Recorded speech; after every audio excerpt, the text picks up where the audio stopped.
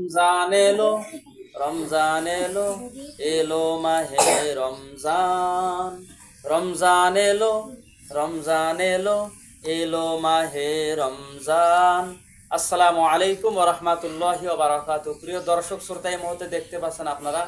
এখন বিষয় হচ্ছে, আমি ছাত্রদের উদ্দেশ্যে 2 থেকে 3টে কথা বলবো ইনশাআল্লাহ মোবাইলের বিষয়। এখন পবিত্র মাহে রমজান, যেমন আমাদের মধ্যে যে ছেলেটা মোবাইল বেশি টিপে, অর্থাৎ মামুন রশিদ মোবাইল দেখে, মোবাইলটা দেখতে দেখতে এমন মোবাইলের দিকে মানুষ আসক্ত হয়ে যাবে, কথাটা বোঝার চেষ্টা করেন। মোবাইলে নাচ গান, কাপড় অর্ধেক থাকেন, বিভিন্ন সমস্যা, বেহাল অবস্থা। মানুষ টিকটক করে। কিছুদিন আগে একটি ছেলে হাফেজ ছেলেটা বড় টিকটকার হয়েছে। ইন্না লিল্লাহ। আমি দেখার চেষ্টা করবো আরেকদিন তোমাদেরকে ভিডিওটা ডাউনলোড দিয়ে ইনশাল্লাহ। সেই ছেলেটা বড় হাফেজ, মানে সে মাপের হাফেজ, সেই। শুধু তাই নয়, আমি রায়হান উদ্দিন বলতেছি, আমাদের সাথে পড়ছিলাম আমরা, 1 থেকে 2 পৃষ্ঠা সবক মুখস্থ দেয় হাফজখানার ছাত্র। 1 থেকে 2 পৃষ্ঠা, তা 2 পৃষ্ঠা করে যদি সে দেয়, 20 পৃষ্ঠায় হয় 1 পারা, নাকি আসি? কয় পৃষ্ঠায়? 20 পৃষ্ঠায় কয় পারা হয়? 1 পারা। হ্যাঁ, আওয়াজ দিয়ে বলবেন একটু। তাহলে আর 10 পাতায় হয়, 10টা পাতায় হয় 20 পৃষ্ঠা। 10 পাতায় হয় কয় পৃষ্ঠা? 20 পৃষ্ঠা। তাহলে হিসাব করেন, 20 পৃষ্ঠা যদি হয় 1 পারা, ছেলেটা দিন যদি 2 পৃষ্ঠা করে মুখস্থ দেয়, আরে 2 পৃষ্ঠা দিন দেয়, তাহলে কয় দিনে তার 1 পারা হবে বলেন?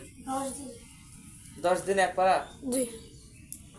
মাশাআল্লাহ, 10 দিনে 1 পারা, 10 দিনে 1 পারা, 10 দিনে 1 পারা, 10 দিনে 1 পারা। এইভাবে হিসাব করলে কত দিনের মধ্যে হাফেজ হবে সে বলেন তো? অল্প সময়ের মধ্যে। 1 মাস না, 1 মাসে তো হয় 30 দিন। 1 মাসে কয় দিন? 30 দিন। 10 দিনে যদি 1 পারা হয়, 10 দিনে 1 পারা, তাহলে এইভাবে হিসাব করলে আপনারা অঙ্কটা কষে দেখবেন। সময় আমি দীর্ঘ করব না। তাহলে এই যে 10 দিনে যদি 1 পারা দিয়ে সে হাফেজ হইতে পারে, কিন্তু এখন সে মাদ্রাসায় নেই, কম্পিউটার, বিভিন্ন ফ্যাশনে ব্যস্ত। কয়েকটা ছেলে বুদ্ধি করছে। কি বুদ্ধি করছে জানেন? একদিন হয়তো ঘটনাক্রমে ওস্তাদ যেটাকে মায়ের একটু দিছে, এটা তার উপর পরীক্ষা চলে আসছে। মায়েরটাও একটা পরীক্ষা। মায়ের কি? মায়েরটাও পরীক্ষা। এই মায়ের যখন চলে আসতো ছেলেটার মধ্যে, এই পরীক্ষা আসার পরে ওই ছেলেটা কি ভাবলো, আরেকজনকে বলতেছে, বন্ধু চলো আমরা ঢাকায় যাব। এইবার দেখেন বাজান, বোঝার চেষ্টা করবেন, মর্মান্তিক অবস্থা, মর্মান্তিক ঘটনা। ওই ছেলেটা 3টা ছেলের সাথে প্ল্যানিং করেছে, বুদ্ধি করেছে। বুদ্ধি করার পরেই 3 জন মিলে টাকা চুরি করেছে বাড়ি থেকে। টাকা চুরি করার পরে ঢাকার মধ্যে চলে গেছে। ঢাকা বাংলাদেশের রাজধানী। বাংলাদেশের রাজধানীর নাম কি বলেন? ঢাকায় চলে যাওয়ার পর কিছুদিন পরে বুদ্ধি করার পরে তারা মাদ্রাসা আর পড়ে না। ছেলেটা নষ্ট হয়ে গেল। তাহলে কথা বুঝার চেষ্টা করে, পথভ্রষ্ট। এই মায়ের বিভিন্ন বুঝ কথাবার্তা, এগুলো ইমানি পরীক্ষা আসবে তোমার। অর্থাৎ এই পরীক্ষার মধ্যে যদি পাশ করতে পারো, না আমি হাফেজ হব, ওস্তাদি 2টা মার দিছি দেখ। আর আমরা একটা কথা প্রচার করতেছি এবং করি, যে আমাদের মাদ্রাসায় 1 নম্বরে মানসিক চাপ থাকবে না, 2 নম্বরে শাসন মুক্ত। ঠিক আছে?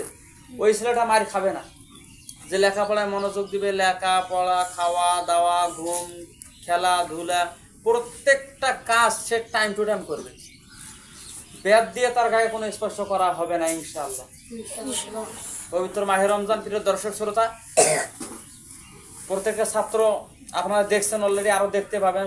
অনেক ছাত্র আছে আমাদের সামনে। আমি ছাত্রদেরকে বুঝাচ্ছি বিষয়টা, আপনারাও বোঝার চেষ্টা করেন। আপনাদের ছেলে মেয়েদেরকে কোনো সময় টাকা দেন না, কাপড় চোপড়ের অভাবে তারা পড়তে পারে না। এখন দেখা যাচ্ছে গরিব ইতিম অসহায় যদি থাকে, আমাদের সাথে যোগাযোগ করবেন ইনশাআল্লাহ। আমাদের নাম্বার আপনারা মোবাইলে একটু যাচাই করলে নাম্বার পেয়ে যাবেন। আমরা নাম্বারও দেবো ইনশাআল্লাহ। ডেসক্রিপশনে আমাদের নাম্বার থাকবে, যোগাযোগ করবেন। ইতিম অসহায়, গরিব এবং আর্থিক অবস্থা সবাই পড়তে পারবেন। প্রত্যেকটা ছাত্র বলে দেয় এই বিষয়টা। তাহলে তোমাদের উপর মায়ের একটা পরীক্ষা আসবে। কিছুদিন আগে শাহিন আলম যে সমস্যাটা করছে, 1 দিন আসে 2 দিন আসে না। যেমন আশরাফ ছেলেটা এখানে আসে না? আশরাফ এদিকে আসেন, আমি বাস্তব একটা প্রমাণ দেখাই আপনাদের। এদিকে আসেন আশরাফ। এই যে আশরাফকে আপনারা দেখতে পাচ্ছেন, তোমার নাম কি? আশরাফ আলী। বিশ্বের বিশ্বের মধ্যে বড় একজন এও ছিল, ওই আল্লাহর ওলি আশরাফ আলী থানভী রহমাতুল্লাহ আলাই। কি নাম বলেন? আশরাফ আলী থানভী রহমাতুল্লাহ আলাই নাম ছেলেটির। ওইদিকে যাও তো ওসমান গনি ভাইয়ের সাথে যা কি বলে। এখন আশরাফ আলী থানভী নাম, বড় একজন আলেম উনি। যে বাবা আশরাফ, তোমার মনের মধ্যে একটা আশা আকাঙ্ক্ষা আছে না, এক বড় একটা হাফেজ হব, বড় একটা আলেম হইতে চাই, বড় বক্তা হইতে চাই ইন্টারন্যাশনাল, কি বলো? নিয়ত আছে না? বলো ইনশাআল্লাহ। ইনশাআল্লাহ। তোমার গজল কোনো মুখস্থ আছে? নাই না? কোনো ছোট সূরা মুখস্থ আছে কি? হাদিস? হাদিসও মুখস্থ নাই। তারপরে দেখা যাচ্ছে আর কোন বিষয়গুলো বলেন? মাখরাজ, মাশাআল্লাহ। এই সুলাইমান খুব সুন্দর একটা কথা বলছে মাখরাজের কথা। তুমি 1 নম্বর মাখরাজটা বলো। 1 নম্বর মাখরাজ লোকের শুরু হইতে হামজা। মাশাআল্লাহ। আমি তোমাকে একটা প্রশ্ন করব, তুমি সত্য কথা বলবে। আচ্ছা, মাদ্রাসায় যদি তুমি না আসতে এই মাখরাজটা শিখতে পাইলে হয়? জি না। আচ্ছা, মক্তবে কে কে পড়ছেন? এখানে হাত তোলেন তো 2-4 জন দেখি। মাশাআল্লাহ, মক্তবে অনেকে পড়ছেন। আমি রনিকে বলি, মক্তবে মাখরাজ পড়ায়?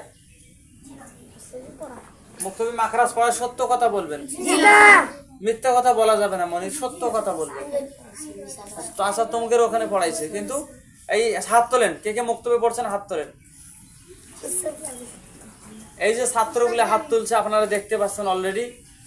মক্তবে মাখরাজ পড়ায় না। মক্তবে মাখরাজ শুধু না, আমি জিজ্ঞাসা করছি অনেক ছাত্র বা ছাত্রী যারা পড়ে, মাখরাজ, কলকলা, ইকলাব, জজম, ঈদগাম, ইজহার। মাশাআল্লাহ, প্রিয় দর্শক দেখতে পাচ্ছেন অনেক ছাত্র আছে ওইদিকে। আমাদের সময় কম এই কারণে সবাইকে দেখতে পাবেন না, ইনশাল্লাহ অল্প ছাত্রকে দেখতে পাবেন। তা যাই হোক, হাত নামান সবাই। মাশাআল্লাহ। এখন মক্তবে যদি তুমি বাবা পড়তে, তাহলে মাখরাজটা শিখতে পাইতে না। আজকে 1 নম্বর মাখরাজটা কত সুন্দর ভাষায় বললে। তো যে প্রমাণটা আমি দিতে চাইলাম, এই আশরাফ কিছুদিন আগে 1 দিন আসে, 2 দিন আসে, 3 দিন আসে, 2 দিন নাই, 1 দিন আসে, পরের দিন আসে না, এরকম করছো না? তো এখন তুমি নিয়মিত মাদ্রাসায় আসো? মাশাআল্লাহ, সে এখন নিয়মিত মাদ্রাসায় আসে। আসলে আপনারা দোয়া করবেন তার জন্য। আমি এটাই বুঝাইতে চাইলাম আপনাদেরকে। হয়তো আপনারা বিরক্ত হবেন, আজকে আপনারা এই সমস্ত ভিডিও দেখবেন না। আপনারা কি দেখবেন জানেন? ওই কথা আমি আর বলবো না। তা সে, তুমি টাচ মোবাইল দেখো? জি। মাশাআল্লাহ। যখন রাকিব বা অন্য কোনো ছেলেরা দেখে গজল শোনো, তাদেরকে বলো যে একটু গজল দাও। মাশাআল্লাহ, ইমানের স্পিরিট, তামান্না। দেখেন, সে অন্য ছেলে যখন গান বাজনা বা টিকটক বিভিন্ন কিছু দেখে না, তুমি বলো ভাই একটা গজল দাও, তখন ওরা গজল দেয়। মাশাআল্লাহ, তখন ওরা গজল দেয়।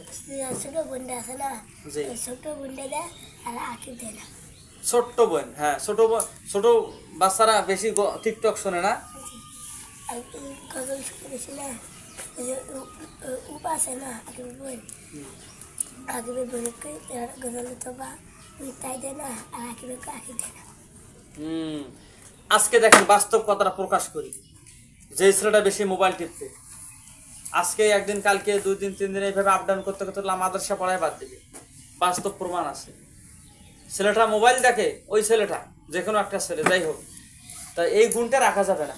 মোবাইল দেখেন, বেশি টিপে যাবে না। ওই বিভিন্ন কিছু বাইরে সিআইডি দেখছো তুমি? সিআইডি দেখো? নাই। আদালত দেখো? আদালত দেখো তাহলে?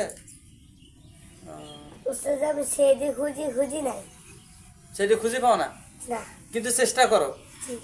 দেখেন, চেষ্টা সবাই করে, কিন্তু এদিকে মাখরাজ কোনোদিন খুঁজছিলে মোবাইলে? সুরে কয়টা খুঁজে বা পড়া কিছু মদ, মাখরাজ, দোয়া, গজল এগুলো খুঁজছিলে? খুঁজো নাই? মাশাআল্লাহ, প্রিয় দর্শক শ্রোতা, আপনারা এই মুহূর্তে দেখতে পাচ্ছেন, শুনতে পাচ্ছেন আশরাফের কাছ থেকে কয়েকটা বিষয় আমরা শিখতে পারলাম, জানতে পারলাম। যে সে আগে আসতো না মাদ্রাসায়, এখন একটু মার খাইছিলে তুমি না? একটু মার খাওয়ার পরে ভালো হয়েছে। মাশাআল্লাহ, সে আসলে বুঝতে পারছে যে এই মারটা আমার ঔষধ। এই মারটা যখন আমার পিঠের মধ্যে পড়ছে, আমি ভালো হয়ে গেলাম। সে যদি ভাবতো আমি মার খাইছি বাবা, আসার দরকার নাই, তার জীবনটা নষ্ট হয়ে যাইত, সে পড়তে পারতো না। তো যাই হোক, প্রিয় দর্শক শ্রোতা, আপনারা আপনাদের ছেলে মেয়েদেরকে ভালো একটা হাফেজ আলেম বানাবেন। তার মনের মধ্যে যে আশা আকাঙ্ক্ষা বড় একটা হাফেজ আলেম হইতেছে।